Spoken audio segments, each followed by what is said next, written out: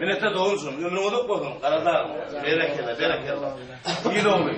Ramazan, ömrünü unutmadın. Etti, kalp yoldağı ne diye. Kalbın yoldağı ne diye.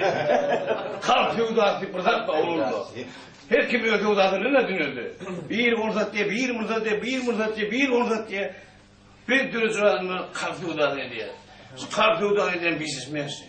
Ömrünü unutmadın olsun. Optum mu optum? Optum veriyor. Beni optum düş sat ya. Beni optum aydın sat ya. Böyle düş ümmet olur mu? Düş ümmet mi? Mesela Arap parçaları, kadim nefretiyeti, kadim parçaların düştüm oraya. Optum düş sat ya. Öyle almayıp yat ya. Öyle düş sat ya. Ömrünü unutma doğunsun. Karadağım, bereketli. Tekrar. Yeni odat yazmış ki ne çıkmadı mı? Ha o. Yok urk kaçya dedim ha. Hemen konuşum var o. Ben Ulukan oğlum. He, Ulukan oğlum. Bile mi patsaka küçükken bir kovlap var ya birini he? O kovullara yerine aytmana. O yerine kaydı o hemen kovlap var ya. Ben havlumu da yürüyen. Kapıyı da yürüyeceğim, bakım sağa çocuğu kaptırla vas beni isteyen mi?